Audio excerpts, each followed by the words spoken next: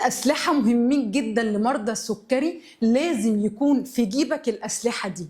مع 2025 درب نفسك إن أنت في معركة مع السكر، سواء أنت جوه بيتك أو عندك عزومة. سلح نفسك دايما بالأسلحة دي، لأن الأسلحة دي هتكون بمثابة أدوية فعالة لخفض سكر الدم. الدراسات بتقول ان هي بمثابة أدوية حرفيا. يعني انا اخاف لو انت بتاخد جرعات عالية من الدواء وزودت الجرعات في الأسلحة دي يحصل خفض لسكر الدم وادخل في هبوط للسكر. أول سلاح مهم لازم تسلح بيه نفسك عشان المعركة دي تخرج بيها كسبان، وخدها معركة. أنا في 2025 مفيش حاجة اسمها مرض سكر، في حاجة اسمها دي معركة، ده عرض.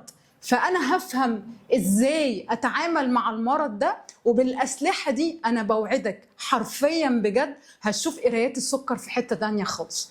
أول سلاح القرفة. القرفة من أقوى الأسلحة. في برنامج الرحلة لما أنا جيت أقول لهم على القواعد اللي لازم نشتغل عليها، كان أول سلاح اديته لهم القرفة.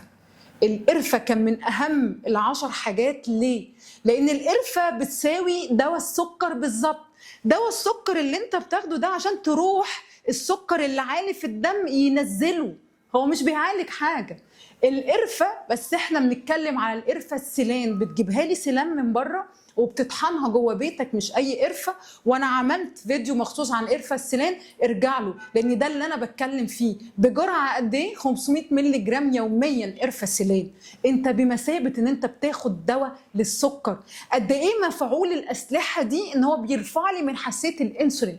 قد ايه مفعولها؟ ان هو بيعالج لي مقاومه الانسولين. لان احنا عندنا مشكله ان الخلايا هي اللي مش بتاخد السكر. انت مشكلتك الحقيقيه فعلا مش ان انت بتاخد سكر او ان انت بتاخد نشويات.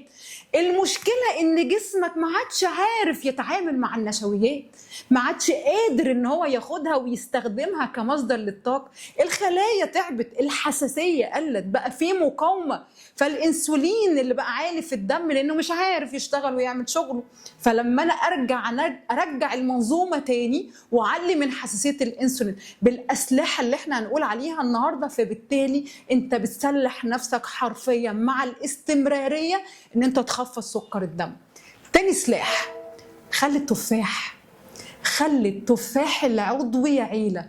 ده تاني سلاح علمته لهم برضو، وانا قلته على السوشيال ميديا كتير، ولكن في برنامج الرحله المشتركين معانا من ضمن الحاجات اللي لازم نتعلمها مع بعض ازاي ناكل نشويات من غير ما نرفع سكر الدم. وهعمل لكم فيديو واطلع لكم اسرار الرحله عشان ازاي نتعلم ان احنا ناكل ونوصل لحاله من التوازن من غير ما نرفع سكر الدم.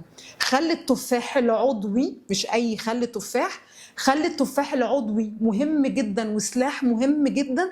بيعالج لي مقاومه الانسولين وبيبطئ السبايك اللي بيحصل. مشكلتنا مع النشويات لما بيحصل سبايك للانسولين هنا بيرفع سكر الدم. فخلي التفاح قبل الاكل كوبايه ميه عليها معلقه خل تفاح، وببدا اخد كوبايه الميه عليها خل التفاح، كوبايه ميه كبيره. لو عندنا اي مشكله في قرحه معده او حاجه ما بناخدش خل تفاح.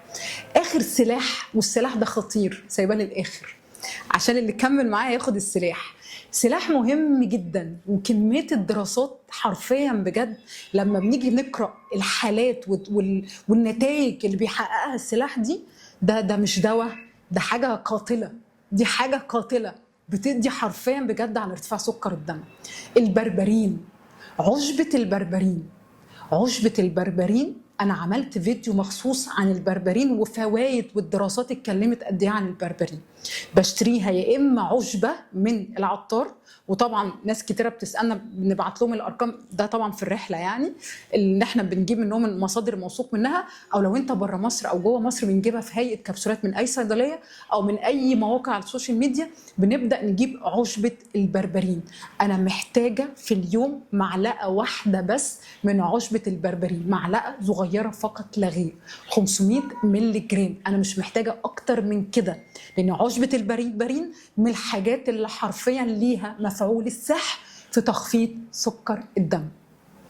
احنا كده خدنا 3 أسلحة في حلقة النهاردة لو انت مريض سكر مهم جدا ان انت تسلح نفسك بيهم. واكتب لي الفيدباك لو انت اوريدي دخلتهم في حياتك، اكتب لي في الكومنتات وقول لي يا دكتور احنا فعلا دخلنا الاسلحه دي قبل كده، ونتائج السكر وقرايات السكر مع الاستمراريه على القرفه او البربرين او خل التفاح عملت معاك ايه. واشوفكم دايما على خير وصحه وسعاده، واستنوني الحلقه الجايه، والسلام عليكم ورحمه الله وبركاته.